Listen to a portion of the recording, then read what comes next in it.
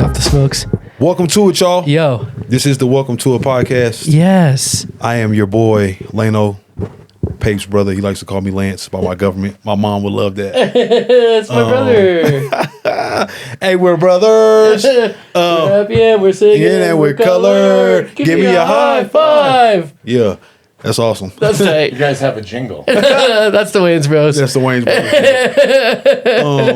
But for those of you who have been with us before, welcome back. And those who are new to it, welcome to it. Yes. This is the Welcome to It podcast, like I said before, and this is a place where we bring people on and give them their flowers, and we talk about cool stories, and we laugh, we joke, very loose like. Again, I'm your boy Lano, and I am sitting next to my good brother, the only man that I know that knows Santa Claus and can go visit him personally and bring his daughter back a gift. Jeremy Pape. Yeah, we're stoked to be here, huh? Yeah. Jeez Louise. And today we got our wonderful friend JJ in the building, man. What up, dog? Yeah. Yeah. Dude, thanks for sliding by.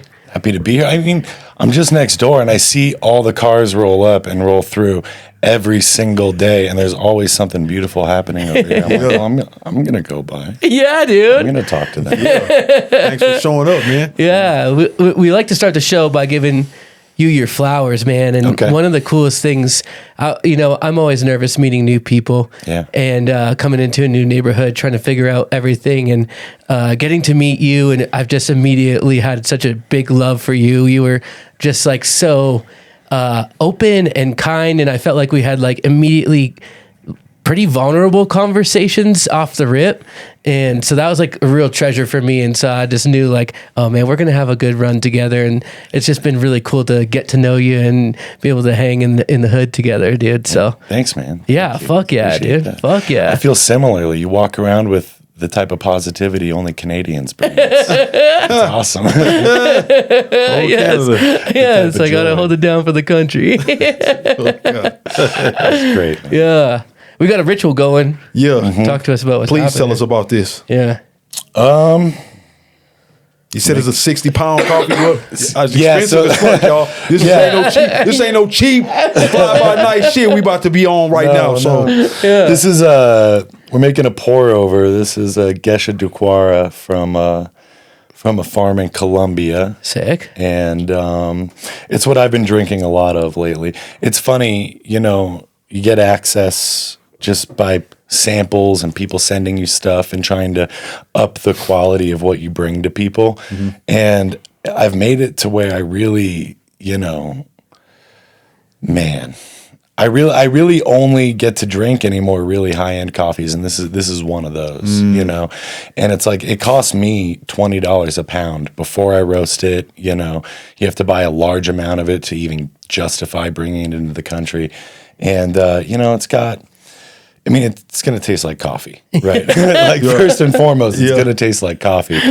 But, as you sit with it, if I made it right, which I didn't bring a scale, so who knows, there's going to be some floral notes to it, some melon notes. It's like a tea-like gentle coffee, And I figured I'm coming over here, and instead of like rolling up with like 3 lattes, Dude. sweating all over the place, maybe I'd bring a little class and I'd bring some glasses and Fuck yeah. and awesome. and a deal, because coffee is one of my gigs, so Yeah, totally. that's what pays the bills. tell us about that, man. Tell us what got you into coffee. And Dude, it was an accident. I was so unhappy, and I guess first and foremost, I got sober 16 years ago. Okay.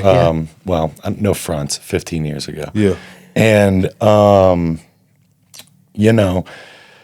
Sober from everything. from everything. Yeah, no, like no. stone cold. Like I don't take Benadryl. Wow.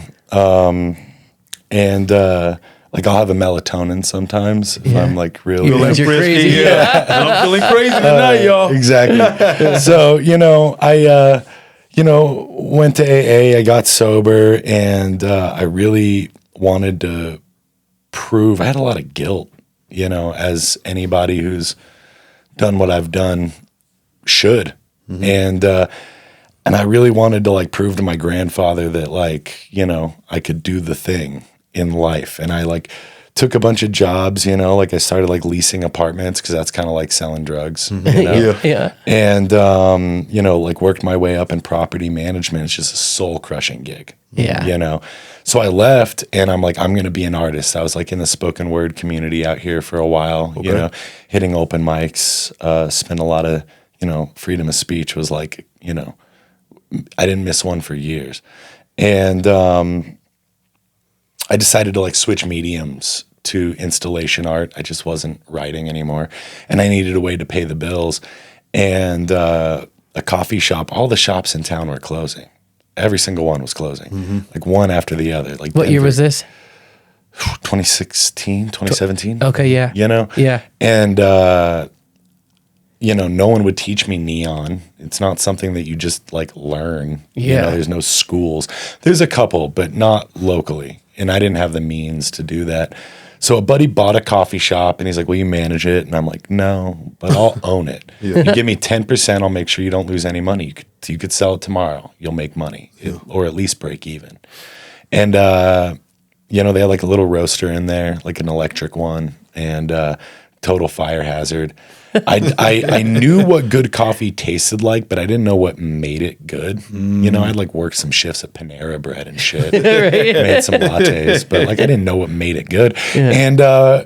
And that's kind of like where it began. Yeah. You know, and coffee, you know, I love coffee. I'm not like the biggest fan of the industry. You know, and a lot of people, like, I think, like, the quick answer around that, like, a lot of people, like, take issue with, you know, labor inequities and environment, and all of that's true. But most of the campaigns, there's a lot to it. No small roastery is going to come in and, like, solve all of these massive, like, global economic problems, you know? So I just kind of focused on trying to do it well here, and I fell in love with it, man. Yeah. And it paid the bills was the thing. Even better. You know, it paid the bills. And I didn't have kids at the time. You know, I was like living in like some dude's basement and, you know, just like slinging lattes and learning and making art, doing art openings, you know, trying to like interface in the community in a new way. Yeah. Try to embody what I loved about coffee shops. And it just kind of grew from there. Because then I had kids and then I had an occasion to rise to. Yeah. You know, all of a sudden, like, I've got to do it. Right. You know, I've been self-employed now for too long. No one's going to hire me. So it's like, it's got to fucking work. Yeah. That's awesome, man. Yeah. You know, I think about coffee and just the smell of coffee alone. It takes me back to a space of like my grandparents, and my grandmother would brew a pot of coffee every morning. Yeah. And it became a communal thing. Yeah. And as a little boy, she would let me get a little bit. And I can remember the first guest that would always show up to her house was her older brother or her younger brother. And he liked his coffee straight, black, nothing in it. And he would come in the house, have a coffee with her. They laugh, they talk. He'd bang out his coffee and leave. And it was like that was always the start of the day. So coffee just really, I never was, as I got older, I wasn't really a fan of the taste of coffee, but it always just did something for me. So even smelling it now, it's like, it's like communal. It's like, you know what I mean? So hearing you talk about big corporations, it's like, I think coffee is something that's like a me and you thing. Like we can share a cup of coffee and have a great conversation over a cup of coffee. Yeah, I mean, I think that, and that's like really the gig. Like, I didn't, cheers, boys. Yeah, thank you. This came out okay.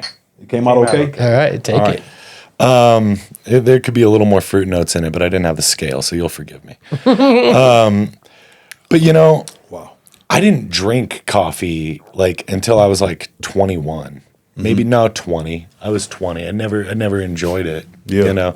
And I started forcing myself to drink it because that was like the thing, you know. Right. Like, I don't know. It's like I wanted to be like Bob Dylan or, you know, like one of my favorite musicians, just like have my like gritty cup of coffee and my cigarette. Totally. You know, and I'm going to tell you something important about what I feel. And coffee was a necessary part of that. Like, dude. I got to have this as a part of my get up. Yeah, exactly. Yeah. It was an accessory, really. At first, you know, I'd be in an AA meeting, just like clutching a paper cup for dear fucking life, you know, trying to make it like, and then it became that, you know, and then, you know, I remember sitting at Gypsy House. I don't know. I was in my early 20s. I don't know if you Are you guys? How long have you guys been around? Yeah, Been here I've since, been since the late OG 90s. Gypsy House. Yeah, there's a new over one now, but No, they just closed. Oh, shit. Unfortunately, that sucks. Yeah, But yeah, over on 13th, and Yeah. I'd like order these pots of Turkish coffee and a Yeah. hookah, and like they were always like playing some like neo soul something, you know? Yeah, yeah. And just like Erica Badu would be like in the background. I'd be alone because I didn't have any friends, and I was like so down on myself in life. I like had like escaped this like rehab cult that I was in, and I just didn't know how to function. And I was like giving myself all these affirmations, which is what was great about that community, is they were so amazing at affirming people, you know? Yeah. And I'd just be sitting there, I'm like, all right, JJ. And I'd be sipping my Turkish coffee to the point where I'm just like shaking. And I'd be like, every person you see, you're going to keep your chin up and you're going to smile at them. Yeah. And you're going to say hello. You're going to look them in the eyes. Yeah. Because it was so terrifying to just look people in the eyes. Yeah. 2 years sober, still just did not know how to function. And that was like the birth of it all, and coffee was there. Yeah. And then I start making some friends, and where do we meet? We meet at the coffee shop. Totally, You know yeah. what I mean? I'd sit and I'd start writing. Well, actually, really what it was is I'd hear other people read poetry, and I fucking hated them for it. I was like, I'd listen to like these strong women tell their stories, and I'd be so uncomfortable. And like, you know, there might have been like some like deeply internalized misogyny to that, but at its very foundation, what it was who are these people feeling so confident and strong and telling their story? Right, and why Yeah. can't I? Right. Why can't I? You're right. Exactly. And I like went home and I'd like work with my spiritual advisor, my sponsor. And Same. yeah, right. Well, and this guy went deep. His name was Wally Wessel. He's since passed, but the guy was amazing. Changed my entire life 3 times. Wow. And you know, he'd start to like challenge me on that. And then he challenged me to start writing myself. And then I'd just be writing and writing and writing. This woman, Susan, I forget, she's from the Springs. I forget her last name, great poet. But I was outside and I was like trying to get the nerve up to like stand on that stage and like read my poem. Yeah. And she's like, well, just try it for me now, right here. Yeah. And I read it. And she's like, you belong up there. She was being gracious. It was a garbage poem. Like, looking Trying back, to get you going. Yeah. It was a long up there. exactly. And and it was all in a coffee shop. It was always in a coffee shop. Yeah. You know, and you know, these community spaces are so necessary. And now I'm a father and a business owner, and I don't get to enjoy them like that anymore. Sure. But watching other people go on their first date, Yeah. you know, get something accomplished at work, because that's what it turned into eventually. Like my career in real estate started moving. You know, real estate career started moving, and you know, and I needed another place to work. Like I didn't grow up in a nice, good, decent home. You know, like home wasn't home. Other places were home. Yeah. Coffee shops were home, you know, like parks were Venues, home, yeah. like, you know, spaces where I didn't have to pay. And, you know, nobody in particular was like exerting some sort of power over the space. It wasn't Right. a classroom. It wasn't my parents' house. It wasn't my bedroom that didn't have a door. You know what I mean? It was like safe. And it's like, all right, cool. This is the only place I can be productive. Yeah. Because it's not in an office. This Yeah. isn't my office. Yeah. Right. I can't just be me here. Right. You know, and it was always coffee shops. Yeah. And they're Yeah. dying. They're going away, you know. So that was really it. That's And how you got going with it. kind of. Yeah. Yeah. That's a great cup of coffee. It is a great. Just the story itself, right? Oh, you're clever. Good. Yeah, I'm clever. With myself. That's awesome, man. When you were talking about like AA, I was thinking about like just rituals in general, and just like the act of like making this coffee is like the act of like rolling a joint or making a cocktail or smoking a cigarette or something like that. Like a lot of times to beat addictions, you just have to replace them with another. Like, how important is rituals for you in your life? Or like, do you identify them now and be like, cool, these are like good rituals that I've created for myself? Yeah. You know, and it's interesting, like, you know, I've been sober for a long time. I recommend AA for people who need it. I don't think it's the only way to get sober. You know, nobody in AA does. Well, maybe some people do. But, you know, they talk about this need for a sufficient substitute. And the insinuation in the AA rhetoric is that the sufficient substitute is a relationship with a creator. Right. You know, Something bigger than you, right? Exactly. And that's necessary. And I firmly, like, that's the deal. But, you know, it doesn't matter what spiritual path you're on, there's ritual. There's ritual involved. Totally. You know? And I think, you know, we as a culture, we've substituted the ritual of spirituality or religion with this ritual of consumerism, you know, which is like, don't get me wrong, like I've got an iPhone, I've got like my Cortezes on, you know, like I love a trip to the mall, you know, totally, like especially with the kids, sometimes it's cold, you know, we gotta go somewhere, we're gonna walk the mall, you know, so I'm not like gonna hate on consume, well I will, but you know, I don't know that's productive, but really what it is it's like, how do we get to the essence of like what spirituality provided, you know? And I'm a man of spiritual practice, but I'm not Christian, you know, myself.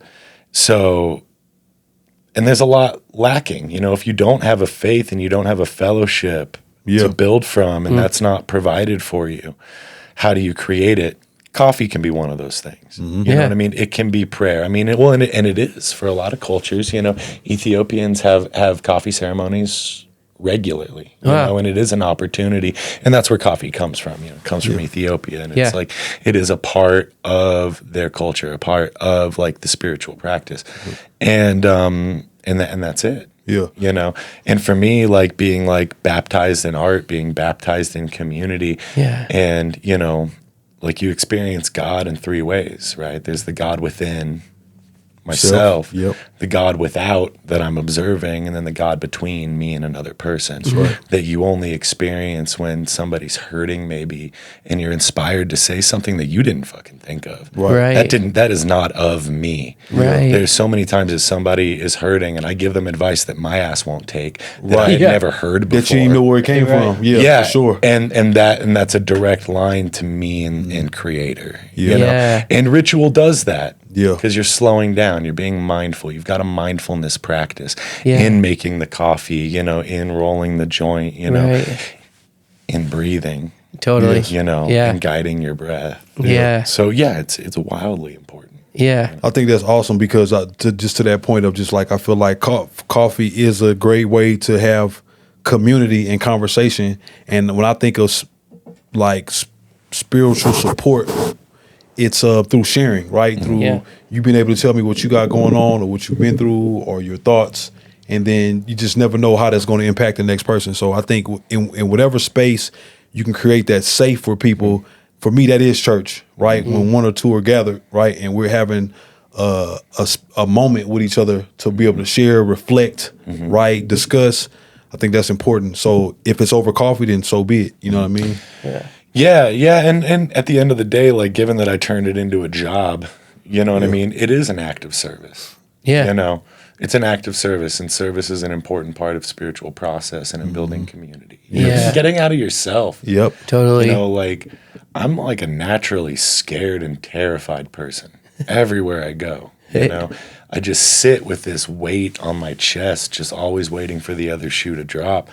And it's like the best way to get out of myself, you know, the fastest way and the first way is to show up. It's to be of service. You know, any way to not think of me. How do I think of you? Where are you at? What do you need in this moment? You know, which was like kind of like part of like the point in naming it subjective, you know, is that like there is so much opinion, like coffee's turned into this like, and there are economic reasons for this that I'm not going to get into right now, but coffee has become kind of a pretentious thing where we like shun and snub people for their tastes, you know, and we like want to shit on Starbucks and Dunkin' and, you know, whatever.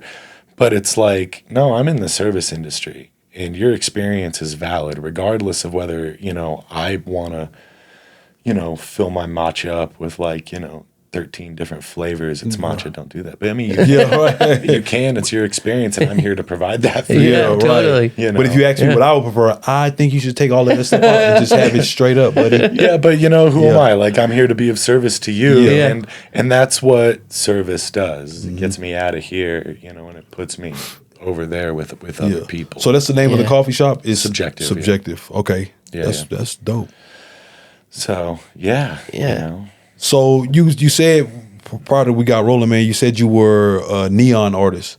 For those of us who don't know what that is, what is a neon artist? So like neon's like illuminated tubes. They're glass. Right.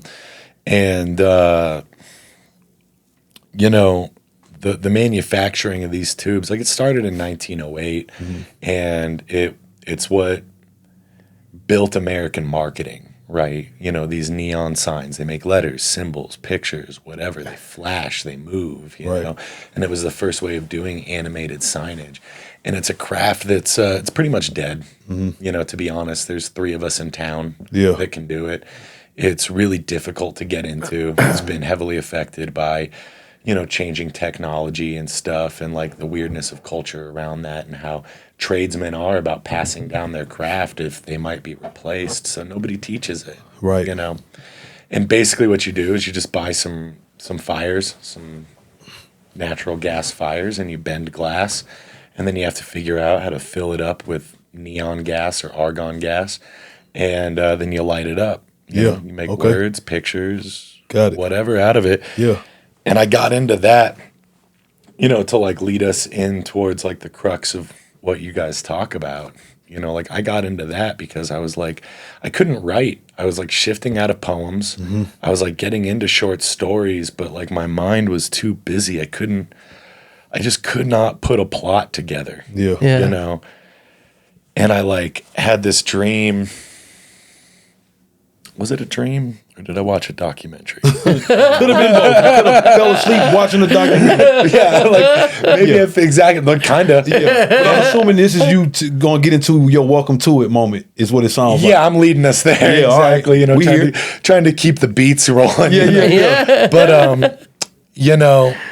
I thought about, and this goes back to coffee, funnily enough. So like I thought about, I was homeless, right? For a couple of years, and I was like 19, and I was in between jail sentences, and I was like got in a van with some friends, and we just left. You know what I mean? And I had warrants in like every state, so I wanted to stay off of the interstate. Right? So we're taking like back highways from here to Los Angeles, going south through Albuquerque.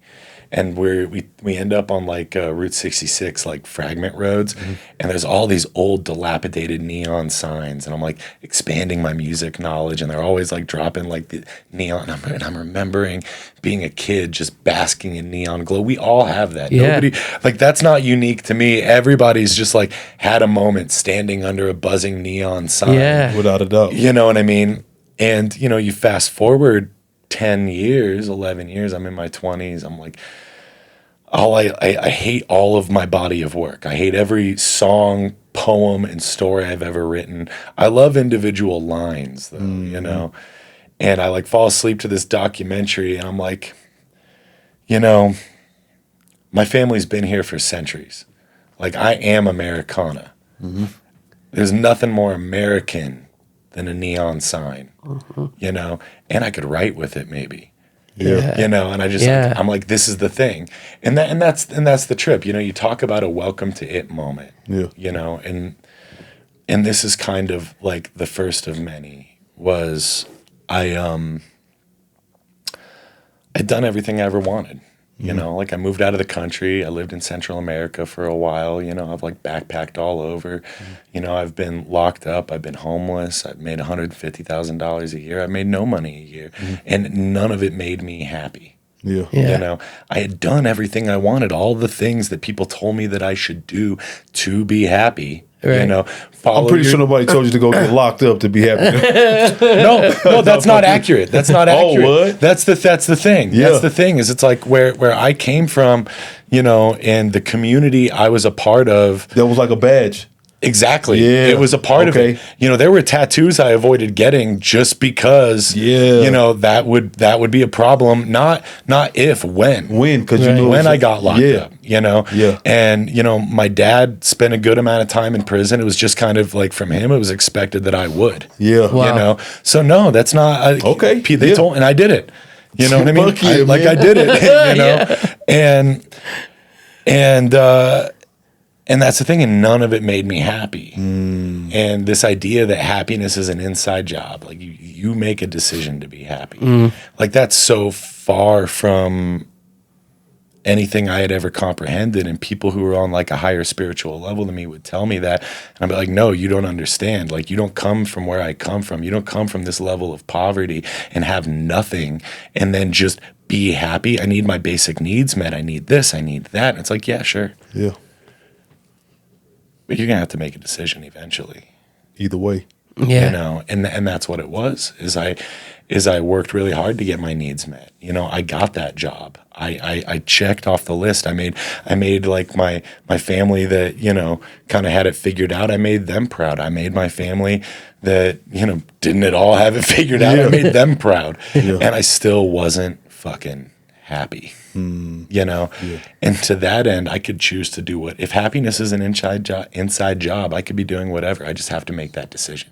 Yeah. You know, and that's what a spiritual path brought me to. It's like, you know, so I'm like sitting there and I'm like, why not neon? I don't know how to do it. You know, I don't know if it's the thing that'll make me happy, but it's pretty. Yeah. And you work with your hands. I've never mastered a craft before, you know, so maybe that's the deal. Yeah. You know, and I called everybody. Everyone told me to get lost. No one would teach me to do it. So I take another job just to try to figure it out. Made a bunch of money. They sent me out to Cincinnati. They got this sign museum there, you know, and they got some great coffee shops. Yeah.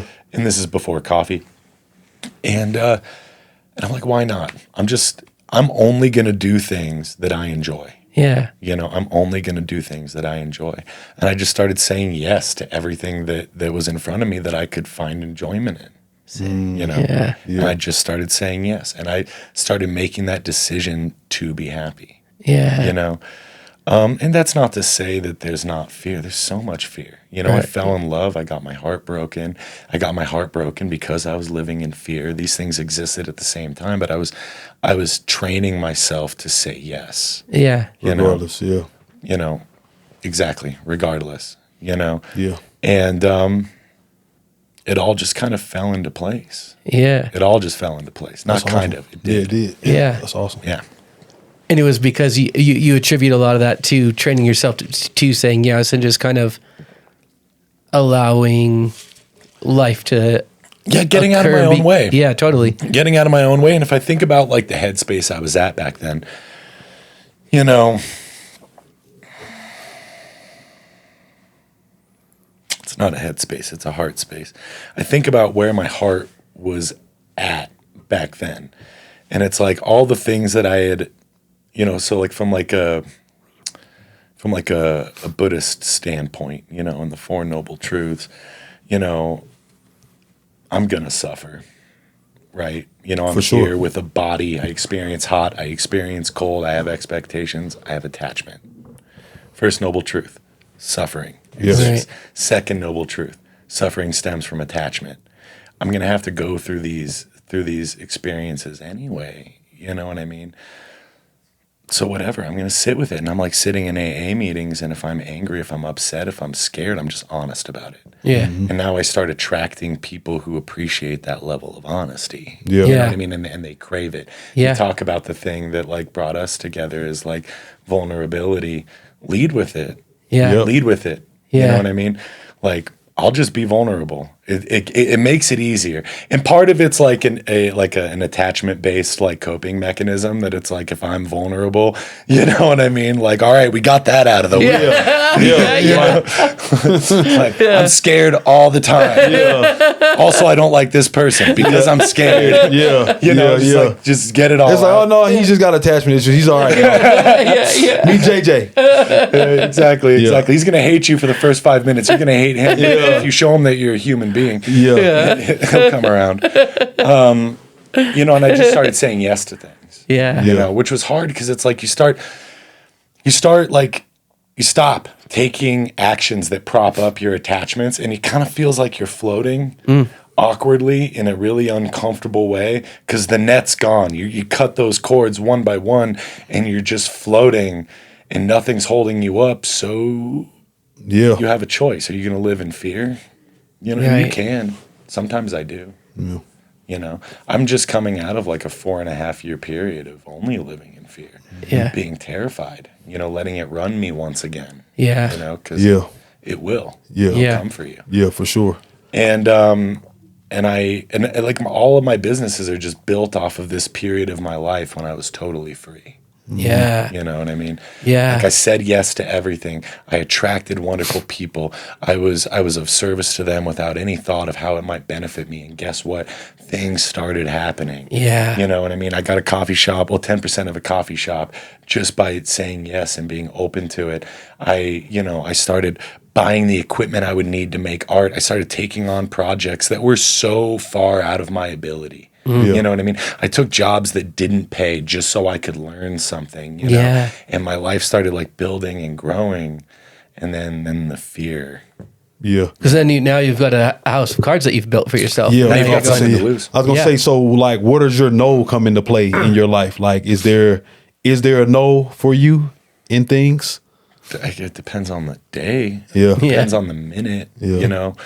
Ideally, no. Yeah. Ideally, the no is to no. Yeah. But that's not reality. I mean, so like I've got fear is inherent, right? You know, we go around, we're just like these data collecting computers, you know, like that's hot. I'm not going to touch that. Right. That's cold, you know, like this feels good. This feels terrible. And we're collecting all this data until we fucking think we know a thing or two. And now we got something to protect. And that's our idea of how the world works.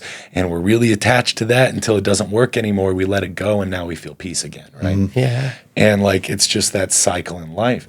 And we'll find anything to get attached to and to feel like we know a fucking thing or two. Yeah, you know? without a doubt. And for me, it's like when I'd given up on the idea of having kids. I got this disease that's it's supposed to take me out at a young age. I'm like, if I don't have kids by the time I'm 30, I'm just not going to do it. 30 comes around, I don't have kids. I'm like, all right, well, I guess fuck it. Let's do it. It's a yes. Let's just party. Who wants to make a baby? I'm yesing. Well, it just happened. Yeah. Dude. Like I was like, it just happened. And I'm like, man, I didn't think this was going down.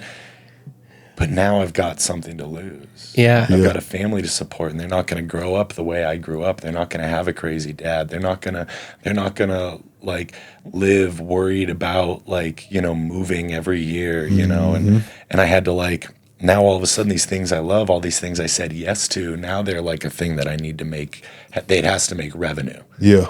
And I started getting bitter. And I started getting angry, and I started getting judgmental. Like, why is this person getting these opportunities that I'm not getting?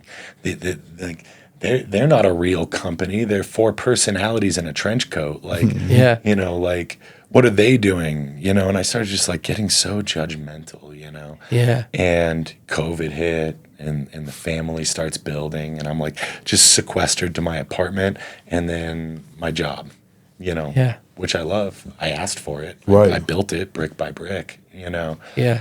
And I got so afraid, you know, and my life just got consumed by fear again. Yeah. And it's exhausting. Yeah. Yeah. And I'm coming out of that now. That's you know? awesome, man. I'm like eliminating these judgments of other, like whenever I feel it creep up, that judgment of someone else, you know what I mean? That jealousy. You know, I'm owning it. I'm trying to talk about it. I'm trying to not shy away from it. Yeah. Because that's the other thing is like judgment's a wonderful utility.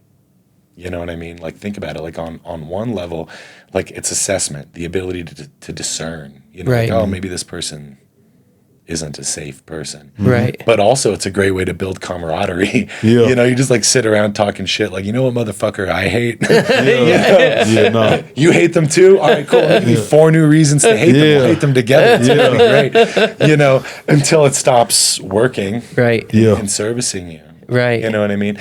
But at the same time, like we were talking about before the mics were on, Yeah. how do you hold a space for everything that is you? Whatever you have feeling, hatred, anger, like you said, you got to be able to let it, right? You have to be able Own to it. You got to own it so that way you can move past it versus deflecting it, right?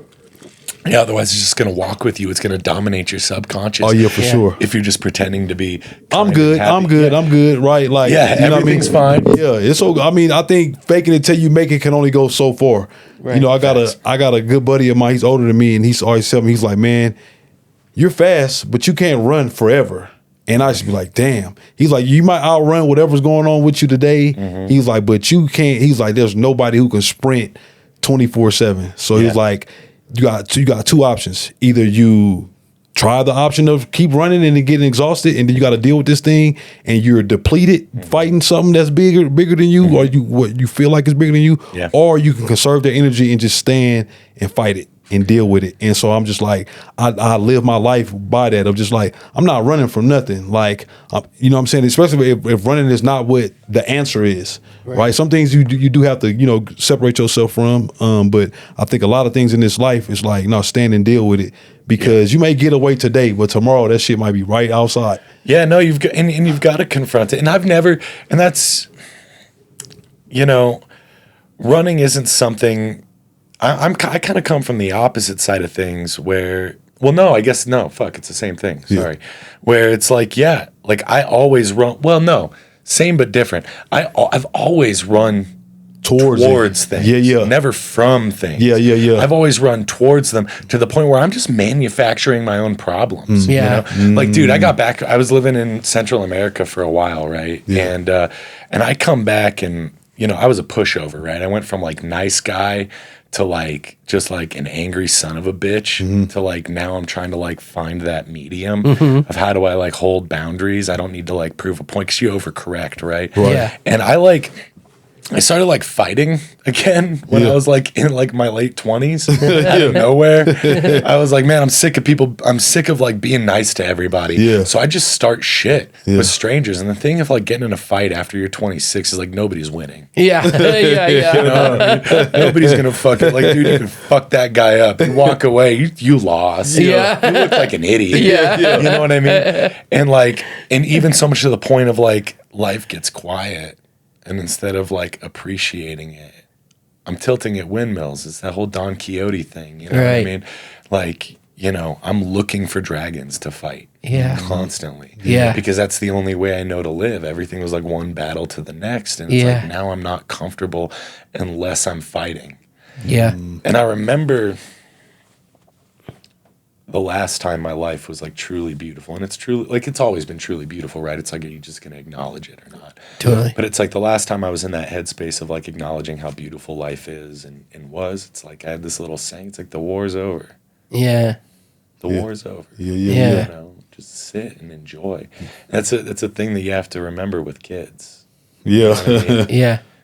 I remember when we were building Subjective, cause I got my GC and I had to build it myself because we didn't have the money to hire contractors. And I'd get up at like 5 a.m. and I'd work till midnight, you know, and it took me 8 months to build that place. And that was 8 months where my wife did everything with the kid. Yeah. You know, she cooked all the food, she picked him up, she dropped him off, you know. And like, I was like watching Ted Lasso, great show. Great show. I was watching Ted Lasso and, you know, and no spoilers, but like, but he, you know, there's this part where he realized he was missing out on his kid's life. And I go to the gym that night and I got this ritual of like working out until I feel like crying and then going to the steam room and actually just crying. Yeah. And I was listening to Cat Stevens. Okay. You know, no, Cat Williams? No, not Cat. It was a very different cat. Wrong cat, bro. Which is funny though, because I think Cat Stevens is like a white dude who practices Islam. So wow, yeah, they might be of the same seeds. Yeah, somewhere. There's something there. But no, I was listening to that song "Cats in the Cradle." Okay, and which is all about like, you know, missing out on your kid's childhood, and I'm just like fucking weeping in the steam room. I got like the towel over my head, you know, like cats in the cradle. And I'm like about how much I like just have missed out on him with my kid's life for that whole year that he just didn't see me because I was working, and I had to take the towel off, and there's just like this old man sitting like weirdly close to me for like an she like, you good, bro? When I'm like, dude, I'm so sorry. He's like, tomorrow's Father's Day. Yeah. And after that, like I went home and I'm like, to my wife, I'm like, what do you need from me? Yeah. How can I feel like I've just spent the past 2 years since then just trying to slow down. Yeah. It's crying. All right, I'll cry too. Let's do it, man. Yeah. You know man. what I mean? Yeah. That's important. That's important. I think about that for me of just like who was it? Omar that was on here and he talked about life not really being balanced when raising kids. Right. And it really becomes a space of like sometimes things are going to be unbalanced. Sometimes, the wife may be taking on more of the workload. And then it may be your time where it swings around. It's like, well, no, I'm ready to come in and do more. And just like we was talking about off camera of just like, our kids getting to a certain age where it's like now you feel needed more. And I just think that life it comes in seasons, right? During that season of you building the coffee shop, that's what you needed to be doing, right? In that time, and you did it, right? And then the season probably started coming to an end, and it was like, now it's what else do I need to do? I got a kid at home. That's the next thing. So to spend time with. I built a thing that's gonna, now they have an asset. I died, they got something. But now it's time to live. Yeah. And it's funny, but like where it comes, kind of like we were talking about before, it's like that kid's born, right? And for me, it was the beginning of COVID. Like my kid was born in January, everything shut down in March, Yeah. And it's like, that baby didn't want me. Right. You know what I mean? And I didn't have a job. Right. I didn't have money. We had $100 when that kid was born, We're still on food stamps, And it's like, but that's more of a tax thing, It's, I got you. Play the game, baby. Yeah, exactly.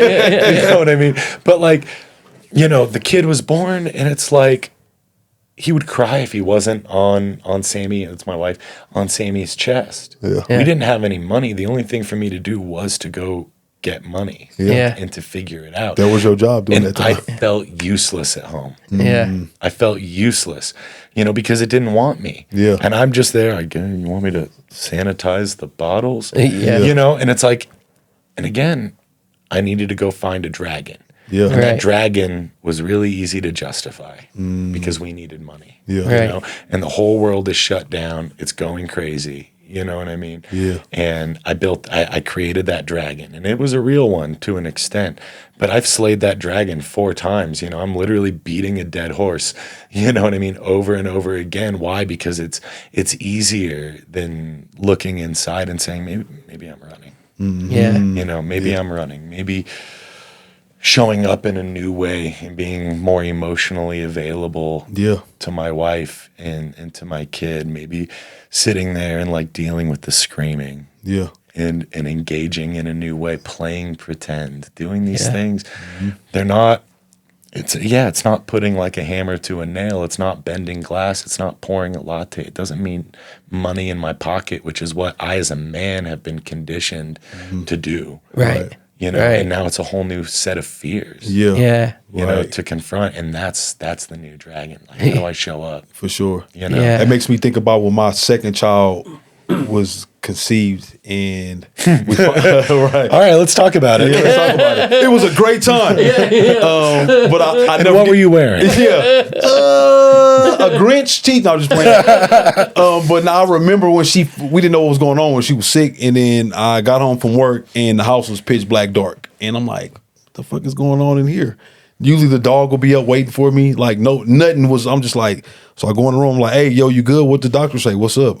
And she sat up in the bed and she just staring. She was like, well, we're about to have another kid. And I was like, what the fuck? Just like, What are we doing? oh my God. I'm like, yo, I'm just getting off overtime. Because Yes. it's one kid we got. Yes. And I'm fucking struggling and mentally riding home, smoking a joint, like, all right, I survived. And now I get home and you about to have another one? And I never forget saying that shit out loud. My wife was like, I was like, what are we going to do with another fucking kid, man? She was like, we're going to love it, you asshole. And hit the light and went to sleep. I was like, yeah.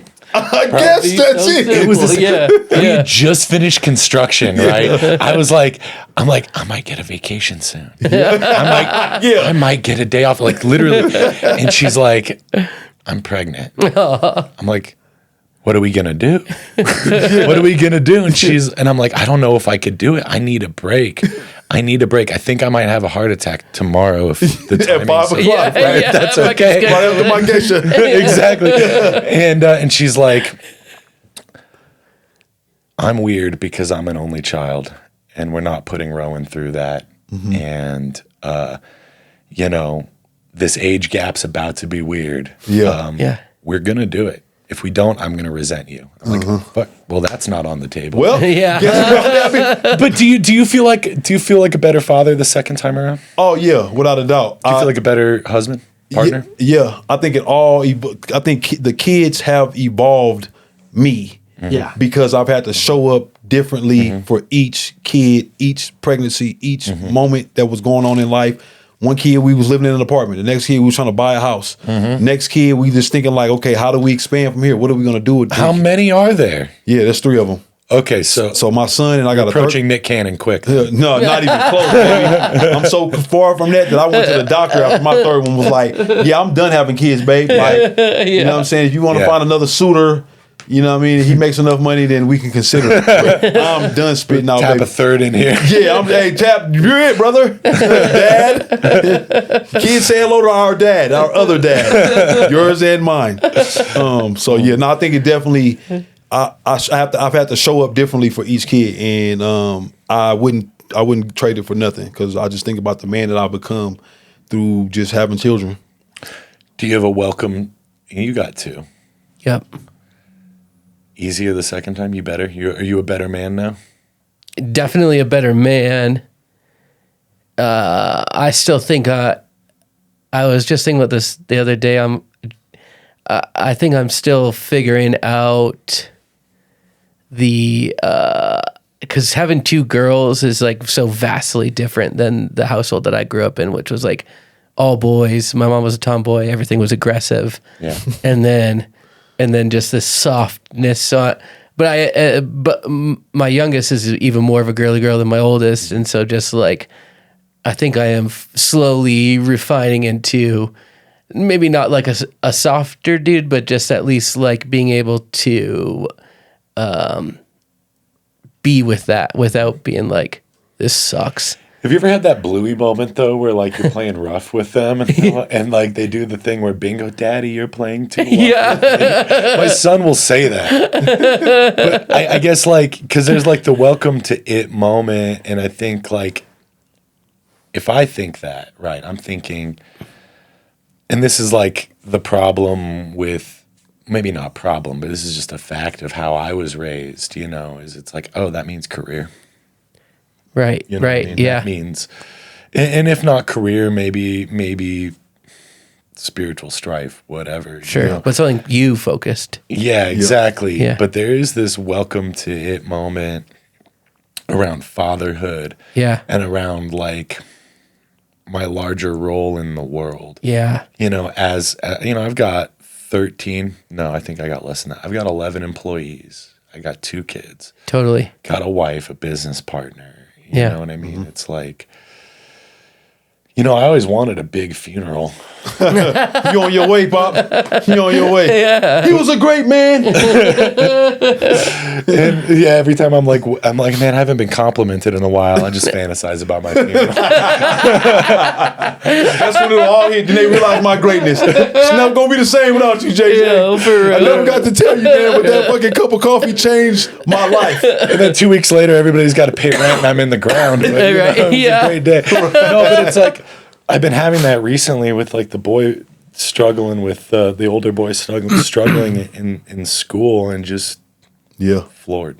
Yeah. You know, like I can't replicate the problem. It's not like working on my truck. Right. You know what I mean? Right.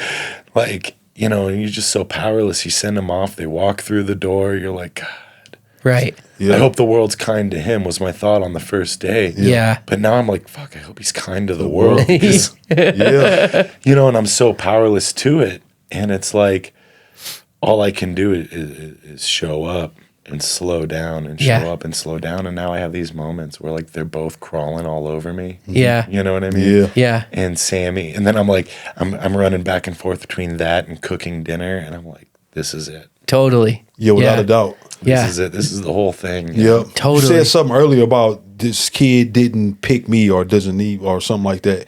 And I think about that for myself of just like, I needed my kids more than they'll ever know Yeah. that they feel like they need me, right? Of just the things that I provide or the space I take up in their life. Like, I actually need them way more, and I needed them at those points when they were born. I was finding I was going to be a dad because it switched something in my head. Like, it was just like, oh, you got to be able to support these other little pieces of yourself that are now going to go out and be into the world. So like I think about to that point you're saying of just like, yeah, you send your kid out and you just like, I hope the world is kind to them and hope they kind to the world. But it's just like, that is the scariest, most fulfilling part about being a parent is just like, dang, like I love you so much, but I actually have to let you go. Yeah. And that to me is like that is one of the necessary pieces to loving something, right? And you're talking about that attachment end of it. Well, and you talk about embarrassment, dude. Like, that's this whole thing that we're going through with Rowan. Yeah. I shouldn't have said his name. People are going to see this. No, it's okay. That's the whole thing with the oldest. There we go. Where I was talking to his therapist, and she's like, he only regulates emotion with another person. He doesn't regulate it independently. And I was brought back at like, that's where I messed up.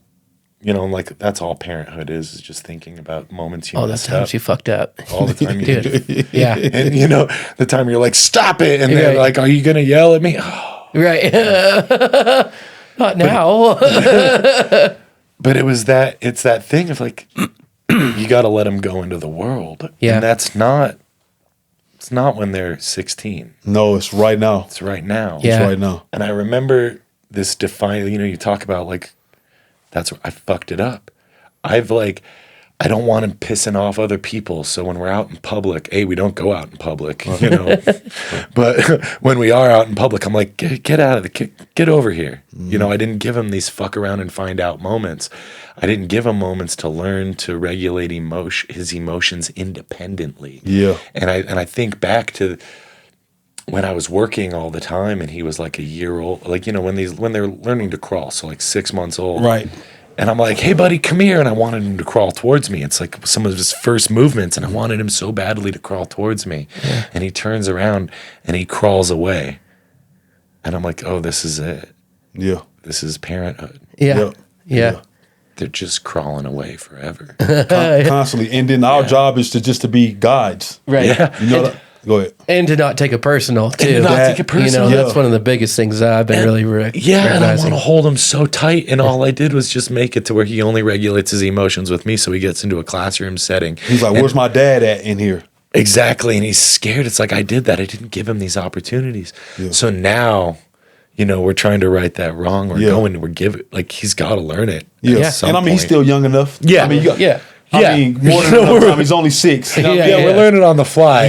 Totally. All of us, bro. Yeah. So like, even with my third kid, I'm still learning things. Mm-hmm. But I think as of recently, the most important lesson that I've learned about being a parent is that I need my child to go out and make decisions. I'm not gonna say bad choices or good choices. I just need you to go make choices, and then from there, I can teach you. Then we can use it as a teachable moment of just oh, you touch that hot stuff. Well, let me tell you, that's why you shouldn't do it. I don't want to tell you no on everything. I'm like, go experiment and try the things. I hope that you get it all right, but if you don't, I will be here to walk you through that. And I think we had that conversation with CB of just like, I'd rather you go out and fall because then you're damaged, you're bruised, and now you're looking for me. And now I can guide you versus like trying to keep a close ring on you. Like, don't go over there. Don't do this. Don't.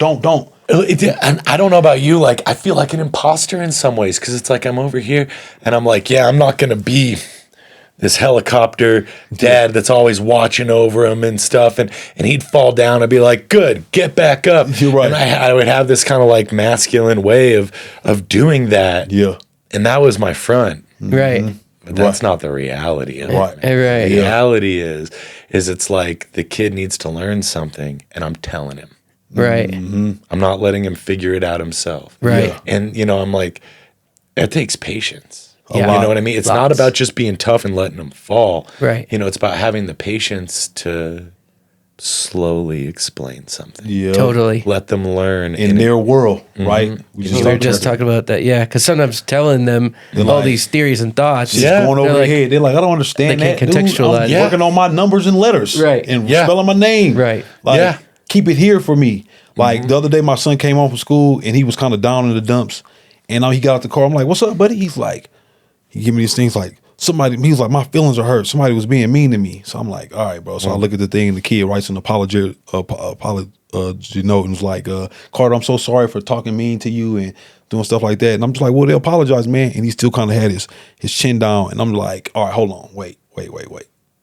I don't know if you're doing this because you're really upset or it's because you've been in the car with your mom. And I know it's a different level of relationship and with your sisters. And maybe you're looking for some extra sympathy. And I was like, look, man, people are fucking mean. People will do rude things in life. I said, but you get the choice to choose, like, how are you going to let that affect you, right? They said mean things to you or said means they've apologized. So now what are you going to do with that? I was like, if I'm going to give you advice, I'm going to tell you, get the fuck over it. And let's have a good fucking Friday because it's Friday and he had his head down and I kind of like plucked him in his head and then his sister started laughing at him and then it was over with because it's just like, I also don't want to create this space where it's like, oh yeah, the world is bad and you should feel sad for yourself. No, bro. Right. Dude, we don't have time for that because you're going to be a man one day or an adult. You don't have time to be feeling sad for yourself. Not in that regard of just like constantly choosing to be a victim. Yeah, and that's an interesting battle though, isn't it? Because it's like, people fall into groups like, we all have friends for different roles. Like everybody in our life plays a different role. Some people are like the good friend that like, to talk shit with, like we were talking about earlier. Yeah. Some people are who you go to get gassed up. Some people are who you go to help to because it's like, oh, this is the dynamic. I help this person. And it's about knowing how to utilize your friendships. So not everything falls on one person. Okay. So you got that. But then you got kids. And they don't know how to do that. It's subconscious. Like, all right, I'm going to mom because she's going to hold space for my feelings. And, then against my will, I got to hang out with dad. And dad's the guy that's gonna be like, is supposed to yoink me out of it. And it's like, and if for us, because I do this with my partner all the time, it's like she'll be in a bad way, and what she really wants is someone to listen. And I'm like, get over it. You know what I mean? We got shit to do. And to the point where, like I worry and I'm sure that I have we try to undo this, created a space where it's not safe to be emotional because I tell her we got shit to do. And it's like, I'm trying to, how do I hold that balance with the kids?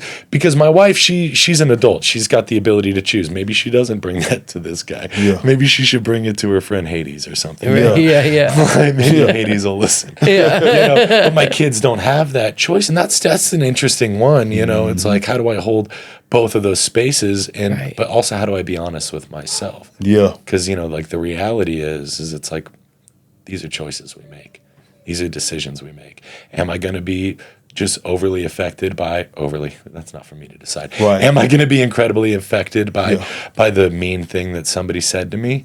Or am I going to choose to look for something a bit more positive? Am I going to look for a way to be of service now? Exactly. You know? And but deal with the emotion. Like deal with that makes you feel a way. I get it. It's just an interesting, It's tough, man. Like it's tough. It is. I think the joy for me at the end of it all is like being able to ride with him today and he's riding in the car and he's like, Dad, life's changing. Go ahead and fire that weed. You're ready. You're ready. My dad got me going at that when I said that too. But it was just so cool to hear him say that because it was just like, hell yeah, like he's processing his life and he's looking at around himself and I'm just like, damn, this is cool, man. I don't know how much good I'm doing for you or not, but it sounds like you're making a choice to even be able to say that. You're thinking about things. And that shit is pretty awesome to me. Like, Turns out Welcome to It was just talking about fatherhood, huh? 'Cause that's it. It mostly is a lot. I don't think it gets any better than that. What you got? Well, I've been just thinking a lot about recently, just like understanding the things that I thought were important and then realizing that 90% of them are not that important and they don't need to be forced upon my kids. Like, like you don't need to clean your plate or you don't do we need to be yelling about, do you need to sit this certain way or make sure your clothes are whatever. Were you raised in a really proper house?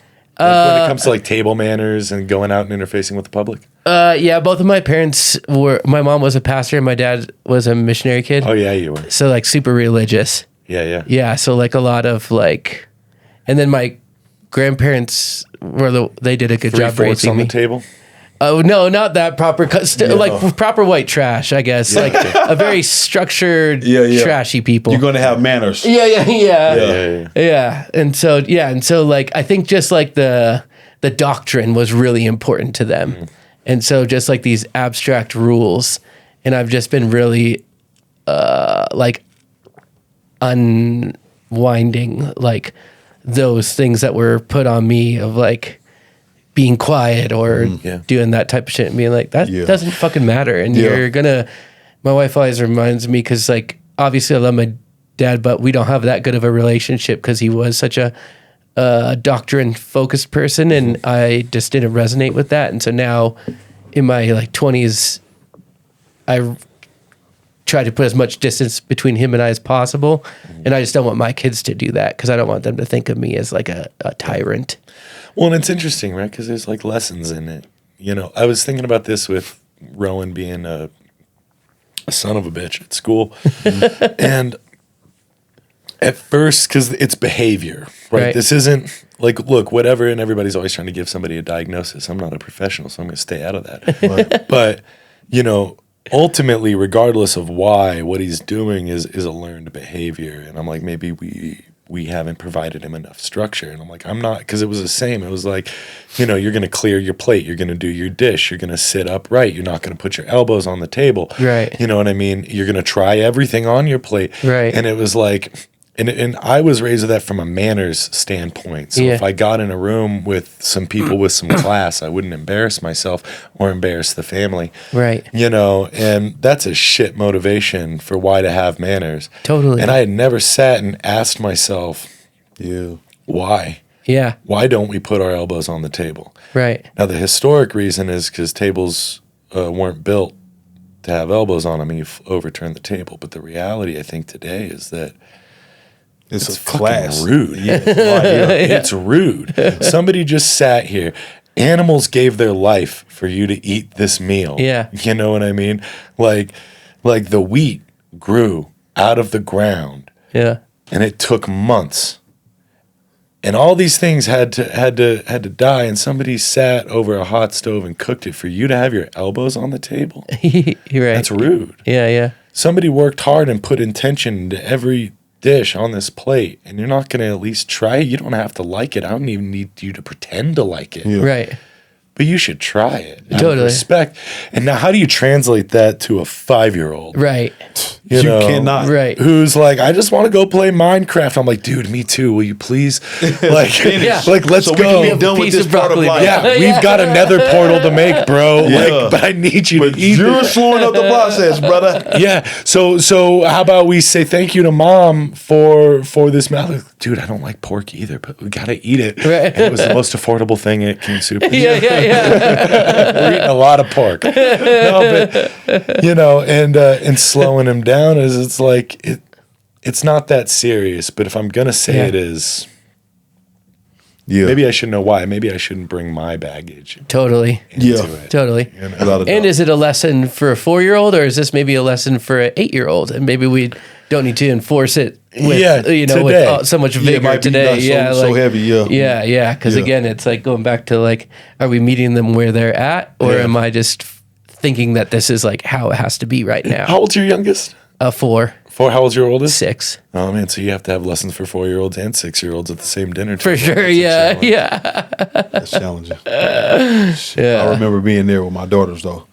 I think for me it's just more or less just like I believe in order, right? But I also allow my kids to be chaotic, right? It can be chaotic order. And I'm like, they're loud at the table. Like my oldest, like she likes to eat with her hands. And you know what I mean? It's quite interesting. But I've had to learn to let that go, because I'm just like, well, what's the real important piece about us sitting at the table? Right. And it's just like, I want my kids to be able to talk about their day. Well, look at like, why do you like order? Yeah. You know what I mean? Yeah. Like what, like, sure, there's liking order, you know what I mean? Yeah. But it's like, what happened to us where the thing that we think is important, why do we think it's important? Like, let's be real, you know what I mean? Was it a harm that was done to me? Was it, you know, like, I don't like loud noises, you know what I mean? Like, I grew up in a really loud and violent home. Well, I don't want to say some of my home was peaceful, some of it wasn't. You know? But I don't like loud noises because of it. And they're yelling, they're having a good time, and I'm over here demanding silence, you know. I need to let go. Yeah, Maybe I take need it to easy. unpack why I don't like, you know, loud noises. Why do I require order? Yeah. You know what I mean? And like, that's the greatest service that I can do for my family and for the world, really. You know what I mean? Is start unpacking that. Yeah. I think it's important. Yeah. Well, boys. I think that's a great spot. Yeah. That's a great spot to land it, man. JJ, thank you so much for coming on. Thanks for inviting me. And sharing with us, man. Thanks Bringing for gifts. me. The coffee was great, brother. Yes, that was phenomenal. Like Conversation was even better. Yes.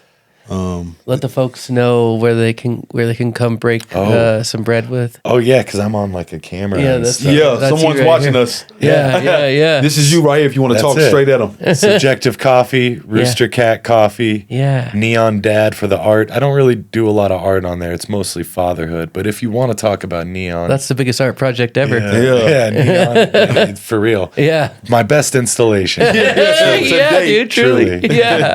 So 100%. Thanks, man. Dude, love Nice. you. Thank Love you. you too, man. Thank Welcome you so to much. it, folks. Till We love next y'all. time. There Keep we it go. tight. That was great, bro. Yeah, that was the best. Yeah. Thank you. Yeah. What up, absolutely. though? Fuck yeah. You guys want to come to a potluck in a couple weeks?